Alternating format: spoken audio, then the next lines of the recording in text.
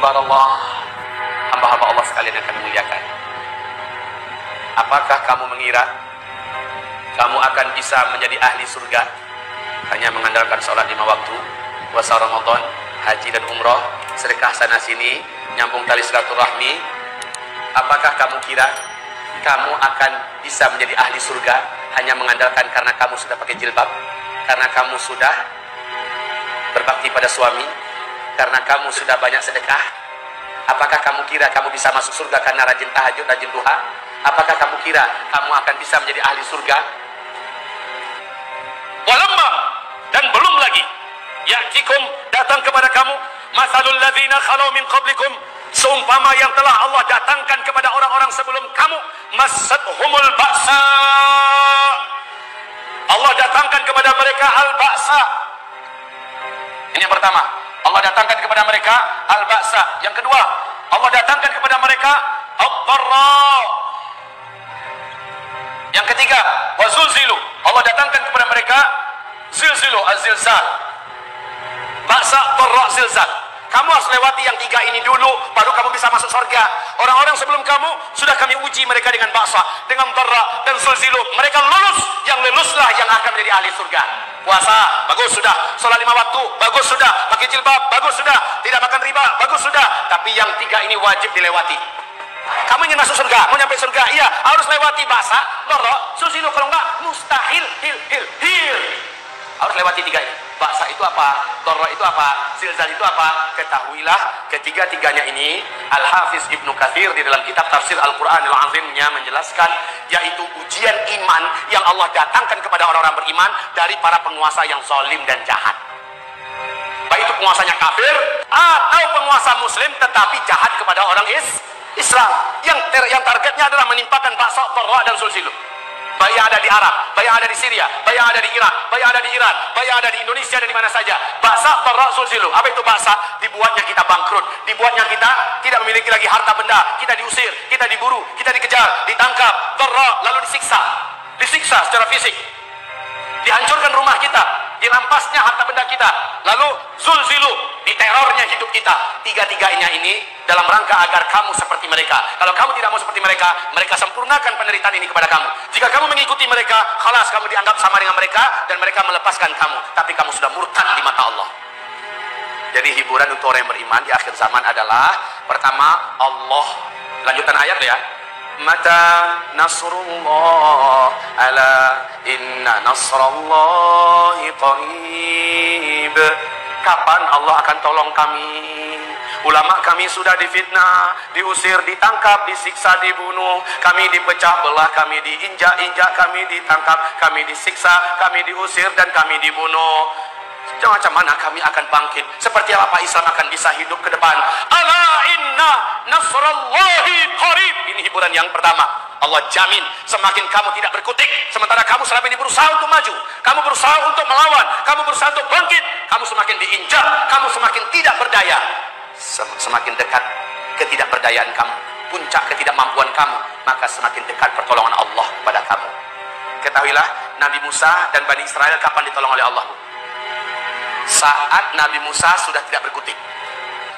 Firaun mengejar di belakang bala tentaranya, menghunus pedang-pedang siap mencincang dan membunuh. Ya, di depan Nabi Musa apa? Laut merah yang sangat luas dan dalam. Mencemplung ke dalam laut, mati. Bertahan, ditangkap oleh bala tentara Firaun, mati. Mundur ke belakang, apalagi makin mempercepat kematian. Lalu gimana baiknya? Udah nggak ada lagi daya. Maka saat itu, ala inna nasrallahi qarib. Makanya Pak, kalau Bapak Ibu sekarang ini bertanya-tanya, Pak Ustaz, gimana cara ya? Katanya khilafah Islamnya udah dekat lagi masanya untuk memimpin dunia. Sementara kita sekarang sedang di puncak-puncak keadaan tertindasnya, betul?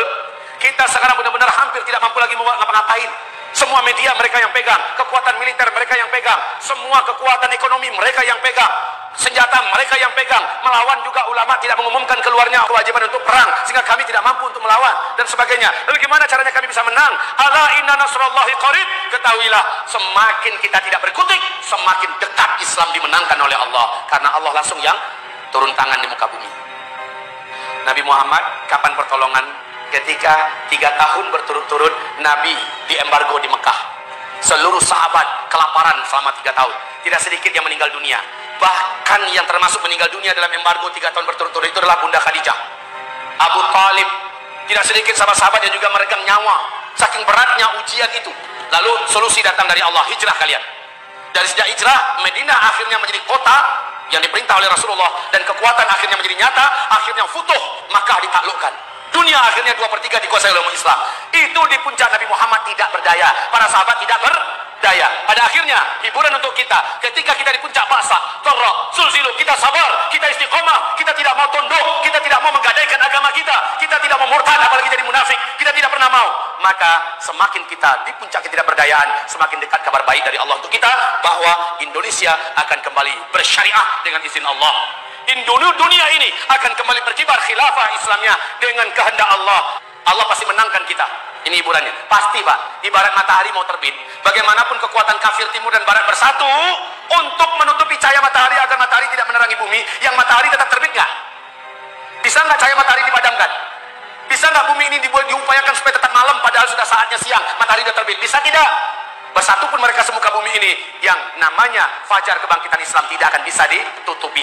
Islam tetap akan bangkit, Islam tetap akan jaya. Inilah hiburan untuk orang beriman. Pak, Ibu, saran saya di akhir zaman ini, jadilah pemain. Karena tanpa kita, bersama kita, Islam tetap akan bangkit.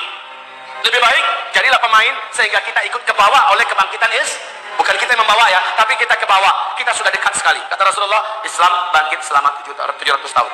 Lalu Islam jatuh selama 700 tahun. Kemudian Islam kembali bangkit. Nah, bangkitnya Islam ini bisa dielakkan nggak? Tidak bisa. 700 sudah 1400, sedang naik ini menuju naik. Makanya pusing minta ampun Amerika, PBB, Rusia, Cina, gimana cara meredam Islam ini. Makin diredam kok Islam makin kuat gerakannya. Coba lihat persatuan kaum muslimin di Indonesia terasa makin kuat tidak? Pengajian-pengajian seperti ini makin banyak tidak? Wanita-wanita yang sekarang pakai jilbab-jilbab dalam, pakai jilbab syar'i, bahkan cadar makin banyak tidak? Anak-anak yang hafiz Quran makin banyak tidak? Lembaga-lembaga tahfiz Quran makin banyak tidak? Orang-orang yang memadati masjid-masjid anak-anak muda jumlahnya makin banyak tidak? Makin unik dan aneh. Makin kesini Pak, se-Indonesia orang-orang muda mulai bangkit sholat subuh berjamaah ke masjid. Ini kebangkitan Islam. Maka jadilah orang yang ikut di sini, bukan menjadi penonton, jadi penonton pecundang. Tapi kalau ikut, insya Allah kebawa berkahnya. Insya Allah Ta'ala. Kaum muslimin yang kami muliakan, hiburan yang ketiga, Allah jamin seluruh umat Nabi yang istiqomah di akhir zaman wajib dan pasti menjadi ahli surga Allah Subhanahu wa Ta'ala. Ibarat hamba-hamba Allah sekalian yang kami muliakan, untuk orang yang beriman hidup di akhir zaman ini, peluangnya untuk menjadi orang yang masuk surga tanpa hisab dijamin ada. Umat Nabi ini ada 3 tingkatan. Tingkatan muslim, tingkatan mukmin, tingkatan muhsin. Muslim masuk surga, tapi mampir dulu di neraka. Setelah bersih, baru dikeluarkan dari neraka, baru dimasukkan ke surga. Ini level muslim. Mukmin, insya Allah dia tidak mampir ke neraka, tapi mengalami hisab di padang mahsyar. Namun hisabnya hisab yang ringan dan sederhana. Ini mukmin. Dan masuk surga juga, tetapi melewati titian sirat yang sangat panas. Sampai ke seberang itu menderita juga. Tapi muhsin masuk surga. Di dunia ini dicintai oleh Allah. Wafatnya wajib husnul khotimah. Di alam barzakhnya tidak diadakan apapun agenda-agenda alam kubur. Padang mahsyar, alam kubur, padang barzakh, alam barzakh. Tapi langsung di taman surga yang paling tinggi tempatnya. Kemudian di akhirat dia tidak dihisab. Numpang lewat doang di padang mahsyar. Setelah itu di titian, sekejap mata langsung sampai di seberang. Langsung sampai di sana. Masya Allah. Lalu masuk surga. Dari pintu mana saja dia mau. Allahu Akbar. Peluang ini kata Rasul nggak banyak umatnya yang bisa mendapatkan kesempatan itu. Tapi buat umat Nabi Muhammad di akhir zaman bisa masuk dalam peluang itu. Dalam Sahih Bukhari Muslim, Nabi mengatakan ada 2 kelompok umatku di akhir zaman yang akan masuk surga mereka seluruhnya tanpa hisab. Siapa mereka? 1, mereka yang berperang di belakang Nabi Isa alaihi salam dan Imam Al-Mahdi. Berarti ini peluangnya di Timur Tengah. Kita yang di sini di Indonesia gimana? Ini hadis berikutnya. Dan umatku nanti yang berperang di bagian timur melawan kekuatan Hind dan sekutu-sekutunya. Awas, kekuatan Hind termasuk Cina, komunis, PKI, India, agama-agama syirik yang jelas-jelas memerangi umat Islam seperti lain-lainnya. Dan itu peluang kita di Indonesia. Kabar gembira tentunya untuk kita yang ada di Indonesia, untuk kita yang ada di Malaysia, untuk kita yang ada di Brunei, untuk kita yang ada di Singapura, untuk kita yang ada di Filipina, yang ada di Fatani, untuk kita yang ada di Thailand. Peluang kita untuk menjadi ahli surga tanpa hisab ada. Syaratnya ikut berjuang dan berjihad. Kalau sekarang berjuangnya dalam untuk bela Islam bersama para ulama, lakukan sepenuh hati, lakukan dengan sepenuh ikhlas. Tapi tetap tidak berinisiatif sendiri, tidak melakukan provokasi, tetap di bawah panduan dan komando para ulama. Ketika dikatakan jangan dulu, maka jangan. Jangan terprovokasi, jangan menyerang, jangan. Ya. Ketika dikatakan belum lagi perang dan jihad, maka jangan coba-coba duluan. Nggak boleh, tetapi harus sabar. Ketika dikatakan maju, maka saat itu tidak boleh mundur.